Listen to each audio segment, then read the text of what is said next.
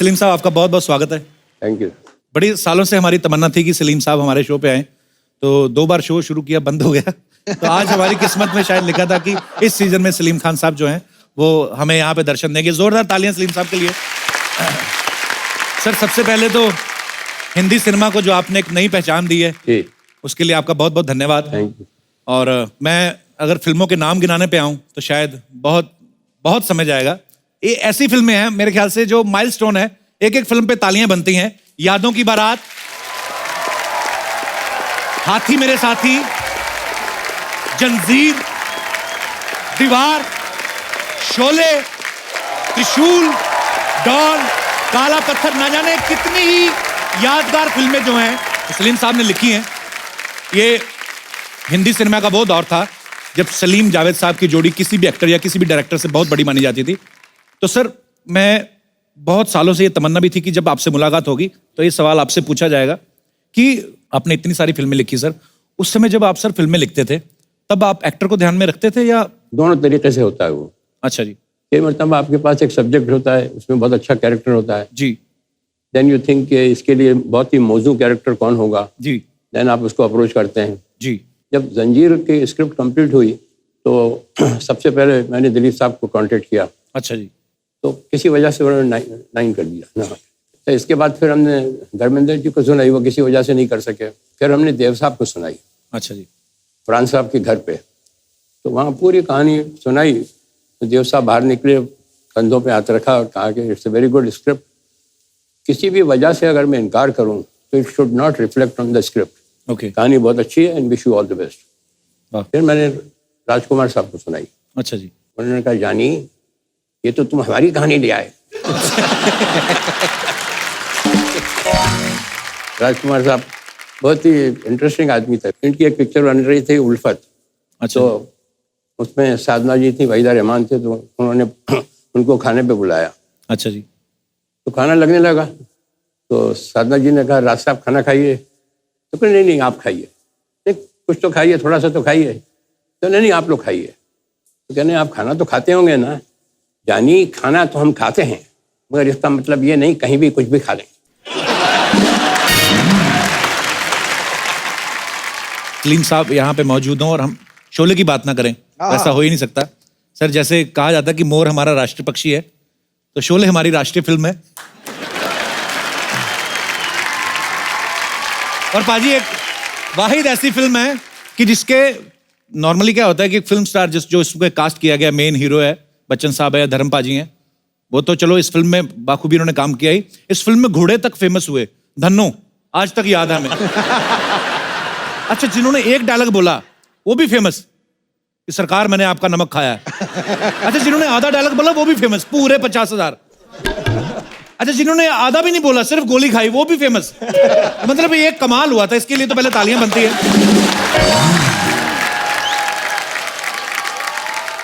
शोले आने के बाद हिंदी सिनेमा का तो रूप बदल ही गया। सर आपकी लाइफ में क्या चेंजेस आए शोले के आने के बाद? दिमाग खराब हो गया।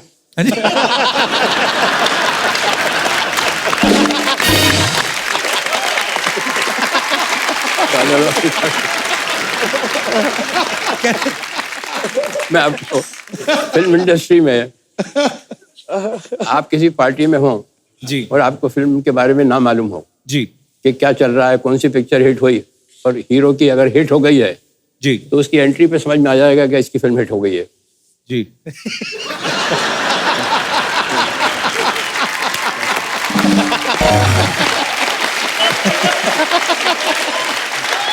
जी जी। कैसे हो भाई? मैं ठीक हूँ जी। सब ठीक? जी सब ठीक। Keep it up.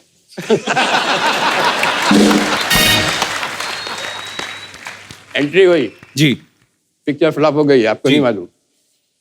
सर हमारे लिए भी कुछ करिए।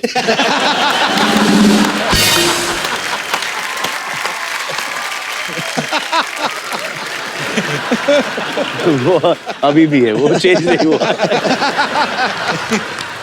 जब शोले के बारे में आपने पूछा तो शोले में भी बहुत से लोगों ने, किसी ने 2 डायलॉग बोले थे, किसी ने 3 डायलॉग बोले थे। जी। तो एक उनमें से एक एक्टर को मैं जानता था, उनका था अच्छा खासा मकान था, 2-3 उसका रूम का।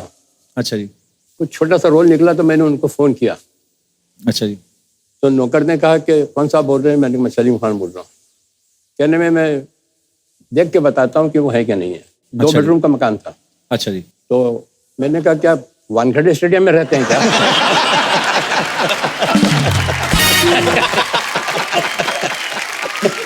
अच्छा जी।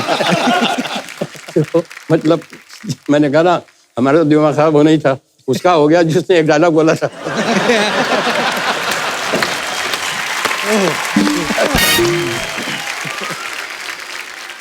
सिद्धू साहब तो क्रिकेटर हैं। जी। मुश्ताक अली साहब एक बहुत अच्छे क्रिकेटर थे। अच्छा जी। तो इंदौर के थे, उनके साथ हम खेले भी थे, उन्होंने हमें सिखाया भी था। तो वो जब बॉम्बे आते थे तो मेरी आँख पर ज़रूर आते थे। अच्छा जी। तो वक्त पे कोई बात चल रही थी कि वक्त क्या होता है। तो उन्होंने कहा सलीम मियाँ मैं आपको सुनाऊँ वक्त क्या होता है। मैंने कहा बताइए। जी। कि जब अच्छा वक्त आता है तो जहाँ बॉल पड़ती है वहाँ आदमी बैट नहीं घुमाता, जहाँ बैट घुमाता है वहाँ बॉल पड़ती है। वाह, क्या बात है। तो सलीम साहब हमने सुना है जैसे अरबाज भाई भी कोई क्रिकेट का बड़ा शौक था, हाँ। फिर सिंगिंग का भी हो गया, हाँ, तो फिर कंफ्यूज भी थे, मैंने सुना कि। बहुत कंफ्यूज थे। एक दिन आए भी मेरे पास। अच्छा जी। तो तो मेरे ख्याल से म्यूजिक टीचर भी आते थे कोई सिखाने ना। आए आए म्यूजिक टीचर आते थे सिखाने ना। Can I talk to you? जी जी। Can I talk to you daddy? वो जो इनको सिखा रहा था अपना मास्टर जी। म्यूजिक, उसके लिए इनके लिए मास्टर रखा था और खारजिम खाना में इनकी एंट्री करा दी थी कि रोज जाते थे करने प्रैक्टिस। अच्छा जी। क्रिकेटर्स काफी जानने वाले हैं हमारे, तो बहुत अच्छा ट्रीटमेंट मिलता था। तो दोनों तरफ से चल रहा था। तो वो जो गाना गाता था वो सिखाने आता था जी। वो नाक में गाता था। अच्छा जी। मेरे नैना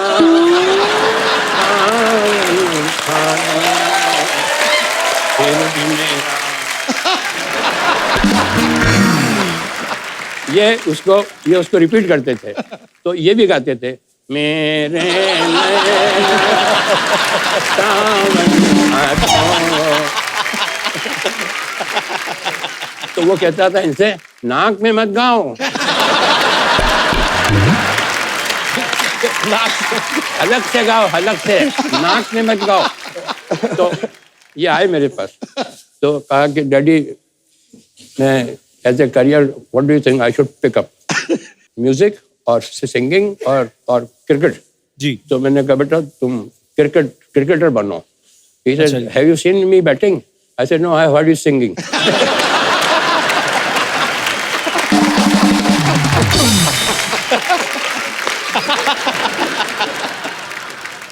एक हमारे घर पे आदमी आता था। अच्छा जी। मैं काफी काम में बिजी था, मैं कभी शाम को आ जाऊं जी। तो गणेश आया, गणेश आया, गणेश आया, गणेश को चाय पिलाओ, गणेश को चाय पिलाओ। अरे गणेश साहब को देना, कुर्सी देना, स्टूल देना बैठने के लिए। मैंने कहा ये गणेश कौन है? मेरे इस घर में मेरे से ज्यादा इज्जत मिलती है इसको।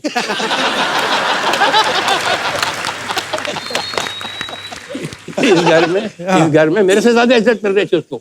मुझसे किसी ने नहीं पूछा मैं घर पे आया कि पानी पियोगे या चाय पियोगे। अरे चाय लाओ, पानी। गणेश उन्होंने कहा ये तो पता लगाना ही चाहिए मुझे, अपने घर में एक आदमी को मुझसे ज्यादा इज्जत मिल रही है तो ये कौन है ये आदमी? तो पता लगा जब वो पेपर लीक होता था एग्जाम का तो वो इनको लाके देता था।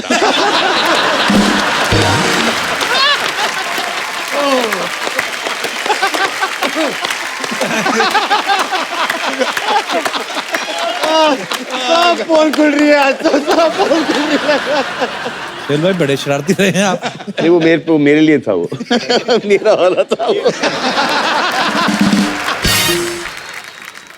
मुझे लगता है आज की शाम थोड़ी लंबी होने वाली है। एक बार जोरदार ताली हो जाए जरा।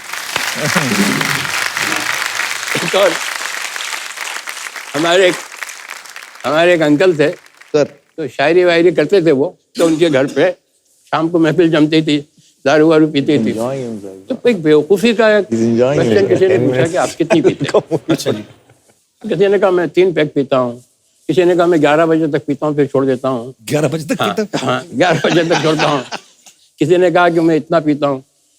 तो उनसे पूछा, अंकल से पूछा कि आप कितनी पीते हैं? अरे यार बेकार की बहस है यार, कितनी पीते हैं मूड के ऊपर होता है, कभी पी ली कभी नहीं पी, और मैं तो बहुत ही इंडिफरेंट ड्रिंकर हूँ। तो फिर भी बताओ तो सही कितनी पीते हो? क्या मतलब है ये?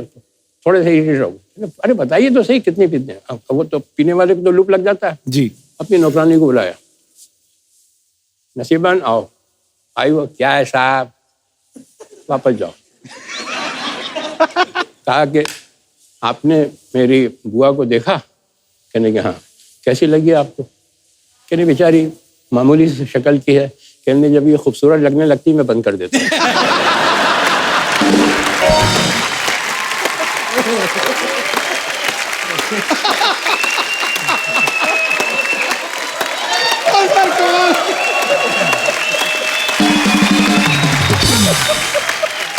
सर एक बात बता रहा हूँ आप, जी ये आपका जो काम है ना कॉमेडी का, जी सर। ये most difficult.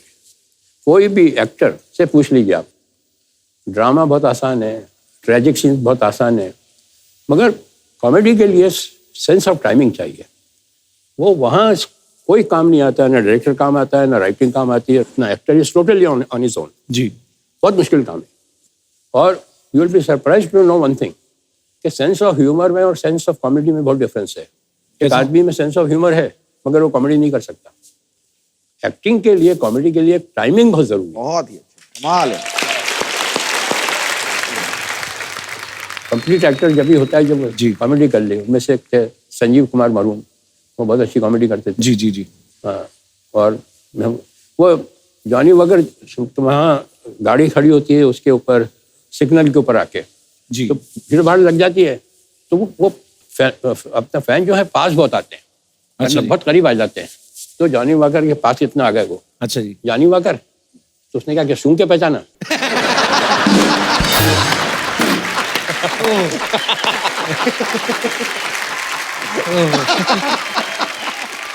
Thank you so much sir, बड़े मजेदार किस्से सुनाए। तो अब मुझे अब समझ में आ रहा कि अच्छा ये सब चीजें कहाँ से आई। सलीम साहब आपकी किस्सा सुनाने की टाइमिंग इतनी खतरनाक है। एक बार सोहेल भाई ने कोई किस्सा सुनाया था। सोहेल भाई आपको याद है, आपने कोई हेलो ब्रदर का किस्सा सुनाया था कि जब आपने हेलो ब्रदर बनाई फिर पापा को दिखाई तो कुछ बड़ी मजेदार बातें कही थी सलीम रोल साहब ने। उसमें इंटरचेंजेबल होना थे। जी हाँ, अरबाज का रोल जो था जी उसमें इंटरवल के पहले या इंटरवल में सलमान की डेथ हो जाती है। जी वो अरबाज को वो रोल मिलना चाहिए था, तो जैसे ही सलमान की तो ऑडियंस उठ के चली गई। बिकॉज वो एक लेसर जो एक्टर होता है ना, वो हमेशा जब डेथ होती है तो उसमें वो जाता है। अरबाज खान का शायद उनको इतना अफसोस नहीं होता।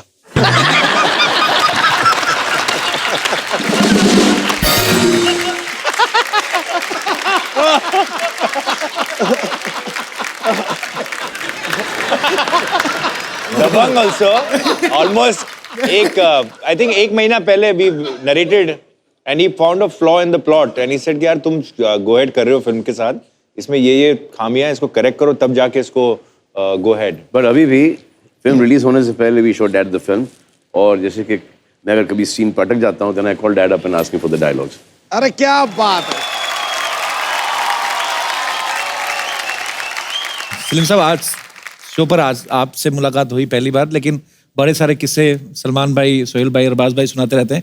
कहते हैं कि तीनों अपने अपना काम करते हैं, लेकिन फिर भी आज की डेट में सलमान भाई ने कहा था कि हम आज भी तीनों भाई जो हैं वो जो भी पैसा कमाते हैं अपने पापा के हाथ में रखते हैं और वापस वही भी ले आगे जाते हैं। वापस भी ले जाते हैं। तो सलमान भाई ने कहा था कि पापा तीनों को पॉकेट मनी देते हैं।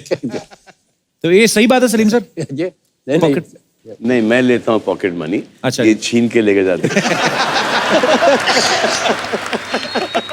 परिवार में ऐसे लोग हो तो कितना एंटरटेनमेंट होता होगा ना आपस में एक दूसरे का। सिद्धू भाजी, एक एक्टर और एक पॉलिटिशियन, ये दो ऐसे प्रोफेशन हैं जिनमें कभी रिटायरमेंट की उम्र नहीं होती कोई, शायद आप जब तक आपका मन चाहे कर सकते हैं। लोग सलीम कहते साहब, हैं, हाँ जी लोग कहते हैं कि एक अभिनेता जो है जी, वो लोगों को 3 घंटे बेवकूफ बनाता है, और एक जो नेता जो है जी। वो सारी उम्र बेवकूफ बनाता है।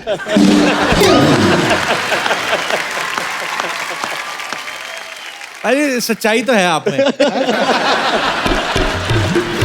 नहीं, मैं ये नहीं बोल रहा हूँ, मैं ये कह रहा हूँ बाजी कि आप खुद पॉलिटिशियन लेकिन ये आप बात बोलते हो मैं कि मैं ये स्पोर्ट्समैन नहीं। हूं। मैंने देख बात खत्म नहीं की। मैं वही बोल, अच्छा है अभी। मैं स्पोर्ट्समैन हूँ। बैठ जा नीचे। निकल गया ना पतली गली से। Tolbaji, with sir's humble request, ji I want to be a part of वो एक आपका जो एक डेट है, एक इतिहास है, जी, वो कौन सा साल था वो अगर तूने बताया, नहीं नहीं नहीं मैं नहीं अगर तू बोला, मैंने अरे मैंने कुछ कहा बाजी। मैं ये नहीं बोल रहा पर आपको पता है सलीम साहब क्रिकेट के बहुत शौकीन है, पर सलीम साहब आपने वो मैच देखा था? मैं कुछ और पूछ रहा हूँ बाजी। सलीम साहब एक 1990 में मैच हुआ था। 2 मिनट बात तो करो। वो मैच आपको याद है? वकार यूनुस साहब बॉल करवा रहे थे, कुछ नहीं हुआ था, मैंने कुछ कहा ही नहीं बाजी, कुछ नहीं, थोड़ा सा 0 पे आउट हो गए।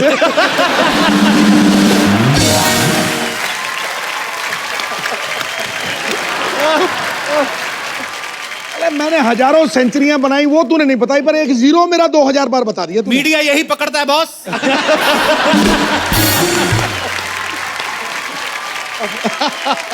गुस्ताखी माफ। बाजी आपको सलीम साहब का पता ना कि सलीम साहब जब नए नए इंडस्ट्री में आए थे तो एक्टर बनना चाहते थे। अब तो सलीम साहब आपके तीनों बेटे सुपरस्टार्स हैं, खुद फिल्में भी बनाते हैं। तो सर कभी इन्होंने ऐसा नहीं सोचा कि हम अपने पापा के लिए कोई रोल लिखें? इन्होंने कभी मजाक में भी नहीं, कभी जिक्र भी नहीं हुआ कभी कि पापा आपके लिए ऐसा रोल है, अगर आप करें तो अच्छा है? सर मेरा जो एक्टिंग जो का करियर था जी वो मैंने खुद ही छोड़ा है, जी। और मैं दुआ मांगता था कि मुझे फिल्म से निकाल दें तो अच्छा है। ऐसे क्यों सर? मैं सुनाता हूँ आपको। जी। दीवाना फिल्म में काम कर रहा था तो वहाँ मेरा विलन का रोल था। अच्छा जी। तो अल्टीमेटली 4-5 विलन जो थे मेरे आपस में मुझे घेर लेते हैं, और महेश कौल डायरेक्टर थे। तो उसमें एक सीन था कि मैं घिर गया हूँ और मुझे ये क्लोज के अंदर ये एडम एप्पल का शॉट देना था कि जी यूँ करता हूँ। राज साहब जब आते थे तो मुझे हटा दिया जाता था कैमरे के सामने, अच्छा। और उनका शूटिंग शुरू हो जाती थी।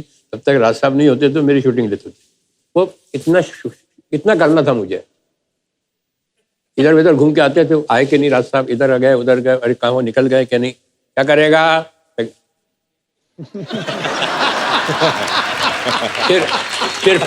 फिर फोन करके गए, इधर गए उधर गए, अरे निकले कि नहीं निकल गए सर, आ गए हैं, और ये भी हो, अच्छा तैयार है। फिर उधर बात की, कुछ साइन वाइन किए, चेक वेक, क्या करेगा?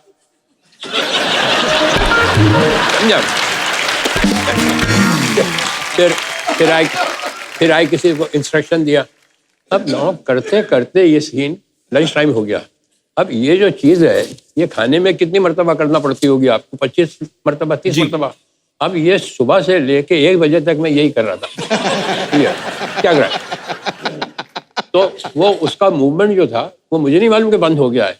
तो कहा जल्दी जल्दी शॉट लेते हैं। अच्छा उस जमाने में फिल्म भी बहुत महंगी आती थी, अपना कलर फिल्म। तो ले गया बिल्कुल को क्लोज के अंदर, कैमरा क्लैप गया, एक्शन। हो ही नहीं रहा, वो जा ही नहीं रहा है, जा ही नहीं रहा है। हो गया होगा। कट कट कट, क्या हुआ? फिर तो को लगा मुंह में पानी दे दो, यूं करेगा। हाँ। तो मैं पानी दिया और डांटा, तो मैं उनको बोलने गया के लिए तो पानी बाहर निकल गया। तो हाँ क्या करेगा? अल्टीमेटली मुझसे नहीं हो रहा था वो। तो मेरे पास आए, in my career you are the only actor I have seen who can't even swallow।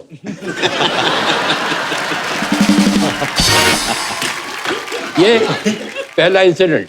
मैंने कहा भैया मुझे माफ करो, मुझे नहीं करना ये काम, रहने दो। इसके बाद मैं प्रिंस का रोल कर रहा था, तो वहाँ कोलाबा के अंदर वो चाइनीज वो शू मेकर थे।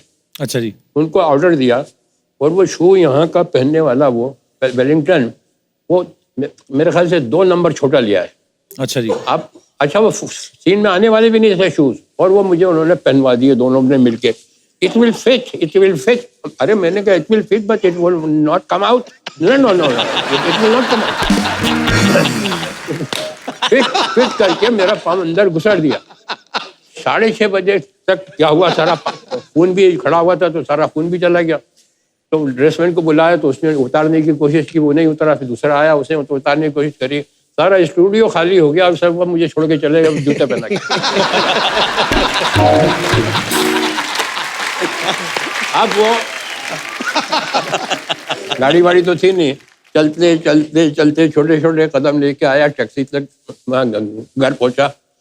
घर पे भी नौकरों ने कोशिश की, नहीं किया। तो मैं रात को ऐसा ऊपर पाँव करके सोया। उतरे ही नहीं वो? नहीं उतरा ही नहीं वो, समझा, निकले ही नहीं। तो पूरी रात भर ऐसे ऊपर पाँव करके सोया कि खून नीचे आ वापस जाए आए। तो साथ करे। फिर अल्टीमेटली उनको यहाँ से पीछे से मैंने कहा अगर पढ़ूंगा तो ये कहेंगे दूसरे दिन कि तुम जूते पहन के आओ वापस वापस। तो that was the second incident. और उसके बाद मैंने कहा कि बस बहुत नमस्ते मेरा बाप मर गया, छोड़ गया बस।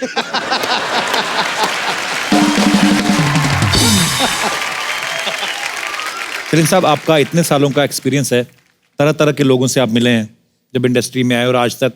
एक अच्छे इंसान की परिभाषा क्या होती है, क्या सर डेफिनेशन? ये जिनकी बात कर रहा हूँ मैं, महेश कौल, जी। ये बहुत ही ज्ञानी आदमी थे। अच्छा जी। उनसे किसी ने पूछा कि अच्छे आदमी की पहचान क्या है। तो उन्होंने कहा वैसे तो बहुत पहचाने हैं, मगर एक सिंपल पहचान बताता हूँ। अच्छा आदमी वो है जिसका दोस्त पुराना हो और जिसका नौकर पुराना हो। वाह, अरे क्या बात कर दी सर, क्या बात कर दी, सुपर्ब। ना कपिल बाजी, आप ये पूरा शो का बाद में फुटेज देख लेना, द डायरेक्शन टीम एंड हमारे एवरीथिंग। यहाँ ओनली एक वन आया। Person who has not reacted to you, जी। टू मी, टू डैडी, कौन? और वो मम्मी के साथ वो दहेज में आया था। अच्छा। हाँ, मैं घर पे एक बार मिला भी था उनसे, उनका नाम गंगाराम शायद। हाँ, जी जी शर्मा जब घर छोड़ के आई थी जी। तो दहेज में उनको लेके आई थी। अच्छा जी। और कुछ नहीं था उसके पास, उनको लेके आए थे और अभी तक है हमारे पास वो। वाह। और हमारे यहाँ बोलते हैं ना नौकर बहुत कॉम्पिटेंट है, नौकर बहुत इंटेलिजेंट है, नौकर बड़ा समझदार है। हमारे यहाँ नहीं यही चलता है। हमारे यहाँ नौकर इस बात पे है क्वालिफिकेशन के, मैं इनको निकालूंगी तो रखेगा कौन।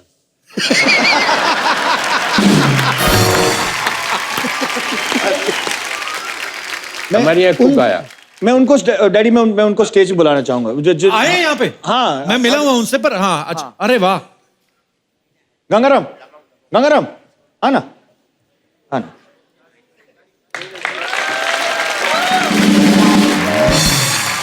गंगाराम जी कैसे हैं आप? कौन है ये? सिद्धू पाजी आपको हेलो कर उधर रहे हैं। उधर देखो, उधर ये कौन है ये? मालूम नहीं।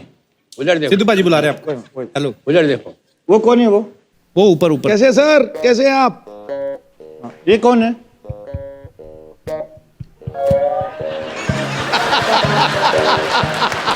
अभी आप कैसे हैं आप गंगाराम जी? ठीक है। गंगाराम हम कौन है? गंगाराम जी आइए, बैठिए, आइए आइए। गंगाराम हम कौन है? हम कौन है? तो एक दिन मैंने घर पे फोन किया, ऐसे गंगाराम डैडी है? तो कौन? ऐसे डैडी है? ऐसे कौन? ऐसे अरे डैडी है तेरा बाप।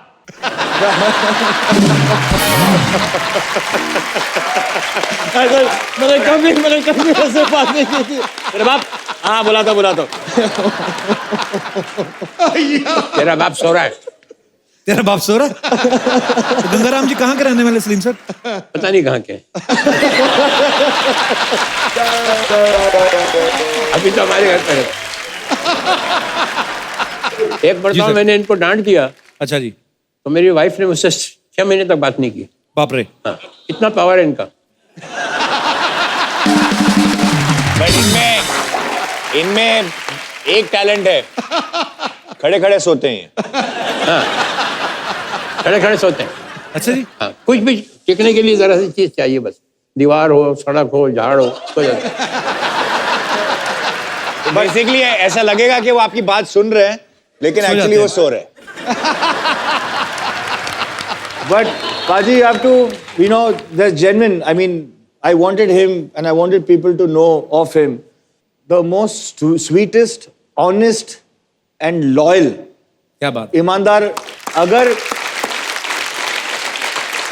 he's the most loveliest person and जिनके साथ हम सब बड़े हुए हैं. जी। And he came with. ये भी हमारे साथ ही बड़े हुए।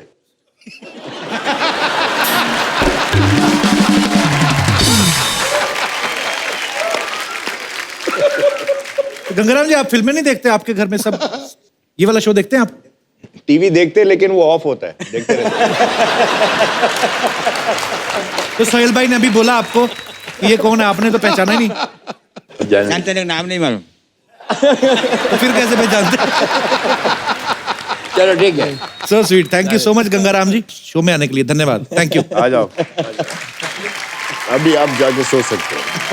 सलमान भाई देखो चश्मा, दबंग स्टाइल चश्मा लगाया पीछे गंगाराम जी ने।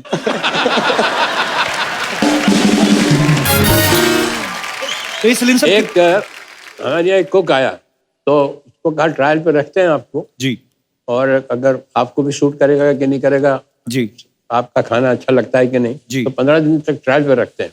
हाँ जी पहले दिन जब उन्होंने खाना बनाया तो उसमें नमक बहुत था। अच्छा जी तो मैंने कहा उनको बुलाना, तो मैंने कहा मौलाना इसमें नमक बहुत है। अच्छा। कहने मैं कुछ नमक ज्यादा ही खाता हूँ।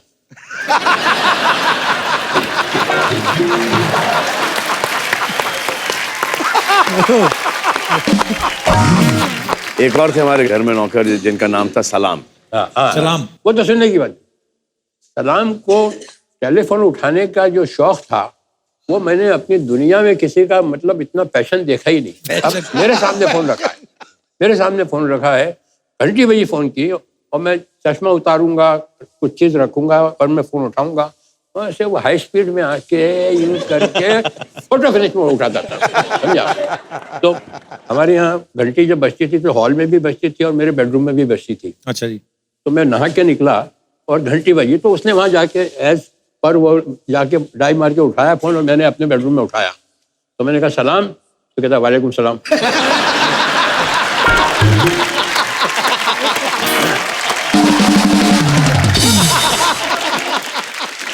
तो मैंने कहा सलाम, मैंने कहा सलाम, मैं अंदर से, तो कहा वालेकुम सलाम बोला ना आपको, समझा। तो मैंने कहा सलाम, मैंने बेडरूम से बोल रहा हूँ। मैंने किसके बेडरूम से बोल रहा हूँ?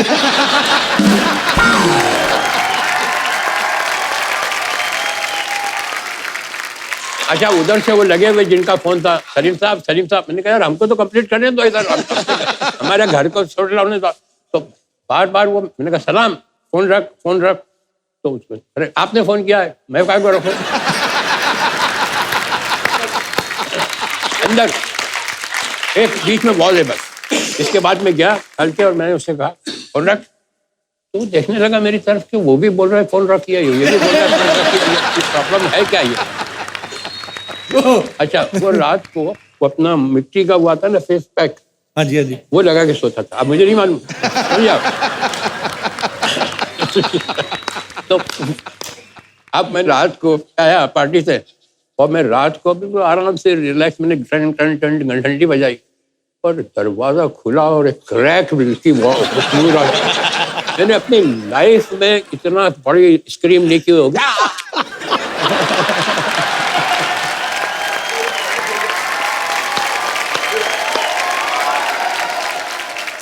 ये पूरा फिल्म का सीक्वेंस है ये तो। सलीम सर, मैं 7 साल ग्रेट इंडियन लाफ्टर चैलेंज करता रहा सर। उसके बाद ये आया, करीब 300-400 हमने शो किए। मैं आपको डंके की चोट पे कहता हूं कि ये मेरी जिंदगी का सबसे बेहतरीन शो, सच्ची बोल रहा हूं। और बहुत बड़े बड़े एक्टर आए, सब आए सर, पर आप शख्सियत नहीं हो, एक संस्था हो सर। कमाल हो सर, आप कमाल हो, कमाल हो, लाजवाब हो, लाजवाब हो। सलीम साहब, उस दिन आपने एक लाइन कही थी, मैंने आपको जिक्र भी किया, मुझे याद आ गई बाद में, जब आपने कहा कि आंसू आए तो खुद पोंछना। मैं सोचता भी रहा कि मैंने कहा सलीम साहब ने सडनली वो लाइन क्यों बोली। फिर मैंने इसलिए मैंने आपसे पूछा कि वो आंसू निकल आए तो खुद पूछिएगा, लोग पूछने आएंगे तो सौदा करेंगे। वाह वाह, क्या बात है सर। ओहो, क्या बात है। ओहो, एक मिनट यार, मैं सर आपके पाँव छू लूं सर, सबके सामने छूना चाहता हूं सर, क्योंकि मुझे यही मक्का काबा लगता है सर।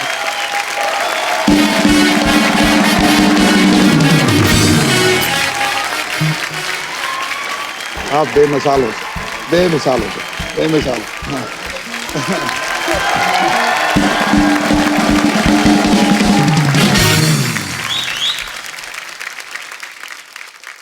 सिद्धू भाजी, हाँ जी, सलीम साहब की बातें सुन रहे हैं तो और कुछ करने को दिल नहीं करता, लगता है कि सलीम साहब को सुने जाए। पर इतने किस्से हैं सर। सलीम साहब, कुछ ना लोगों के सवाल हैं, ये मेरे नहीं है, तो इसलिए मैंने लिख के लाया हूं।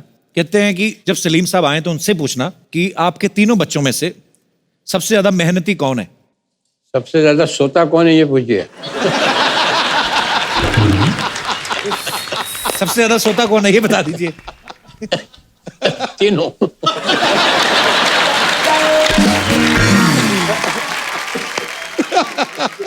पढ़ाई में सबसे ज्यादा इंटेलिजेंट कौन था? मैंने बताया ना आपको, हमारे यहाँ वो आता था गणेश। जी जी।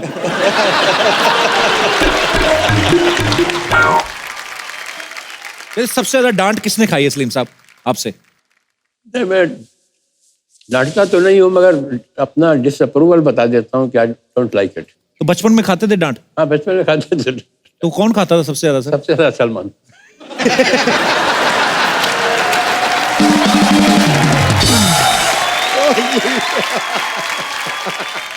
सलीम साहब, वो जो मोहतरमा बैठी हैं लाल दुपट्टे में, इनका एक सवाल है, बड़ा दिल से निकला है। जी। कहते कि आपके बच्चों ने आपको बचपन में ज्यादा परेशान किया कि जवानी में? बचपन से लेके अभी तक परेशान किया है। तो एक बार जोरदार तालियां हो जाए पूरे खान परिवार के लिए, खास तौर पे सलीम साहब के लिए जोरदार तालियां।